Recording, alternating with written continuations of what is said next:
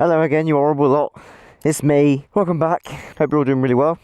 And welcome to a not so informative long-term review of the Big Lad. This is basically going to be my thoughts and feelings of the bike for the past 3 years. I bought this bike back in 2021, brand new on a PCP. Since then I've done 10,000 miles and it is now 3 years later and I have actually purchased this bike from the finance company as my own bike. So let's hop aboard and go for a little nosy and have a play and a little chit chat. So this is a 2021 Kawasaki Versys 650. Like I said, I've owned it for 3 years now. I've done 10,000 miles or so, nearly 11,000 I would have thought, and it has been an absolute dream of a bike. And with it being as good as it has been, I have actually purchased this bike for myself. I couldn't be happier. I feel like it's one of those bikes that you could put in the category of the AK-47 world. You know, a bike that's kind of going to do everything. You know it's going to survive crap weather. You know it's going to be reliable. And if it does go wrong, parts are cheap. The parts online of abundance. So you don't really have to ever worry about anything. Yes, it's not a fully fledged off-roader. Yes, it's not the fastest touring bike you can buy. But in my personal experience of owning this bike, I've never been on a ride where I've struggled to keep up with anyone. I've never done any sort of long distance where I've been uncomfortable on the bike. That being said, it is a fairly quick bike. It's got quite a punchy little 650 motor which loves to rev. It's quite a playful engine to ride. I've had zero issues with the bike. Nothing mechanical has gone wrong at all. The only electrical thing that's gone wrong, and that was purely my own fault, was the USB charger up in Scotland. A load of rain got into it and fucked it basically. But apart from that, the bike has been faultless. Servicing wise, I've done the first 2 services with Kawasaki. That was purely because of the warranty, and if I was going to send the bike back, obviously it needs to be done properly for the finance company to okay it. As soon as I realised I was keeping the bike, I've now done all of the servicing on it myself. Oil, brakes, all of that jazz, because it is a very simple bike. If you're mechanically minded and you've got, you know, half a brain, bikes are quite simple to work on, and this is quite an easy bike to work on.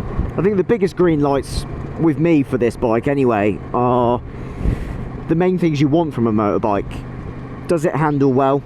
Is it comfortable? Is there enough power? And it ticks all of those things. The comfort side to it, it's quite a nice riding position. Your leg position isn't uncomfortable. Your arms are kind of sat where they're meant to sit. It feels almost natural. It doesn't cause any pain or discomfort. And you are obviously sat upright, so your field of vision is much more than you would be if you was on a sports bike, for instance. Yes, the bike is a little bit vibey with it being a parallel twin, but it's not unbearable.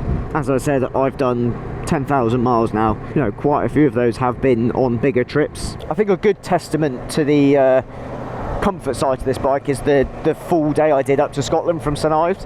So if you don't know where St Ives is, you're in the arse end of Cornwall, as far south as you can get in the UK. And I went all the way up to the north of the country. Granted, it was only to Gretna Green over the border, and I got there thinking, oh my god, when I get off this bike I'm gonna die. I was absolutely fine. I got off the bike feeling like I could have done another couple of hours. You know, if you think of the name Versys GT, Grand Tourer, emphasise on the touring side, it is designed for touring.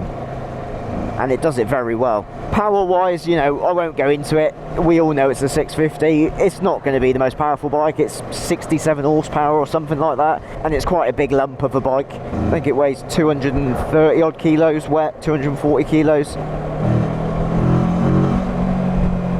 It does pick up well though.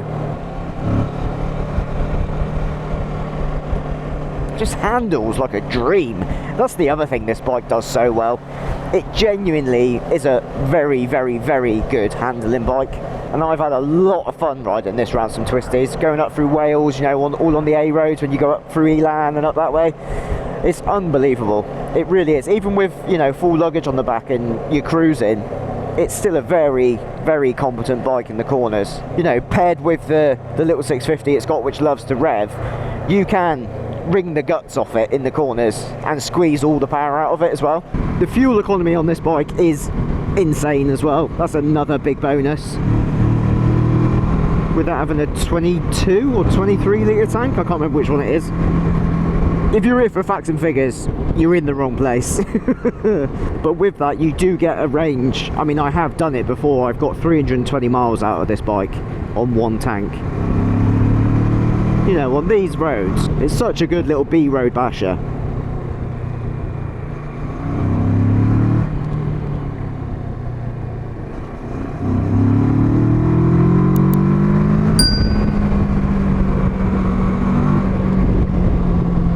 Just bedding in my new brakes.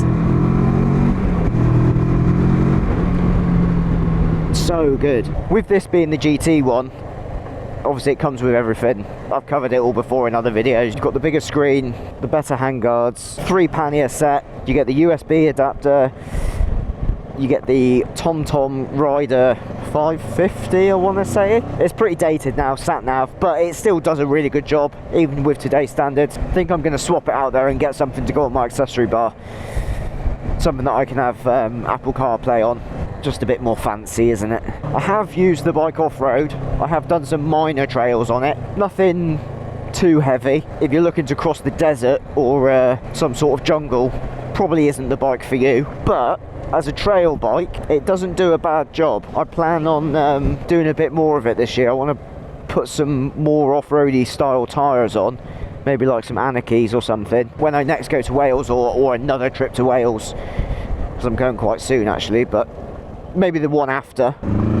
I'll do it then. I'll put the other tyres on, and I want to do Elan Valley on like the Slate Road, do the whole route round and try it on that, because that's not that gnarly off-road, to be fair. It's more of just a trail track, but it'd be good just to have that little bit of confidence in some off-roady tyres that can deal with it and not do it on road tyres and then have worry about punctures and not getting home and all that rubbish. Put some rubber on that's more well suited to it, but I'm confident enough that it will manage that off-road 100%. When I was getting the bike ready to send back, I was genuinely gutted. I was just like, I don't really want to get rid of it. I really want to keep it.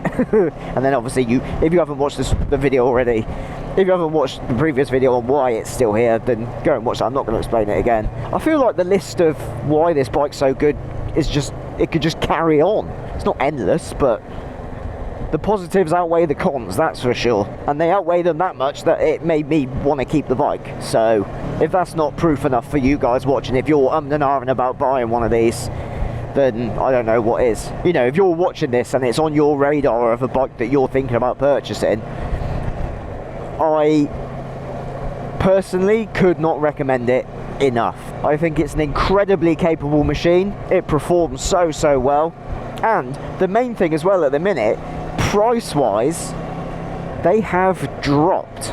Even though it's a 22 reg, it was registered in 22, it's still a 21 model, so you haven't got all of the fancy screen, but these are now sitting at 4.5–5 grand.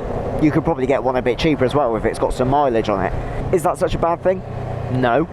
These bikes aren't bought by yobbos. They're not bought to be thrashed or messed about on. So whoever's bought them, they're doing it for a commuter, a tourer, so they're going to be looked after. So I think even if it's got mileage on it, it won't be a big deal. It won't be a problem. I think if you can find one of these with like 10 or 15,000 miles on it for 4.5 grand, you're laughing. Ooh, it's my local pub.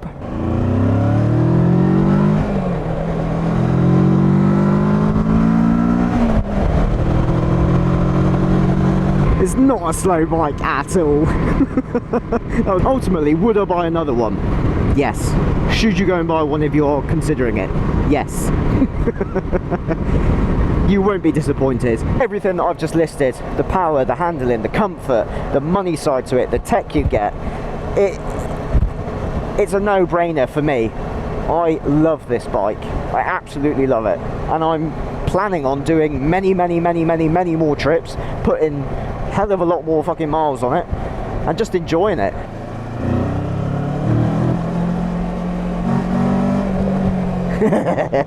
Ultimately, it's just a joy to ride. I enjoy riding it. I enjoy putting miles on it. It's just an all-round good bike. And on that note, team, I am back at my secret location of a garage. If you found this video at all informative, give it a thumbs up. Let me know in the comments if you're thinking about getting one, if you have got one, or if this has helped. I'm coming anyway, Chief, because it's my right of way. Thank you. And hopefully I'm going to see you all in the next video. Ciao.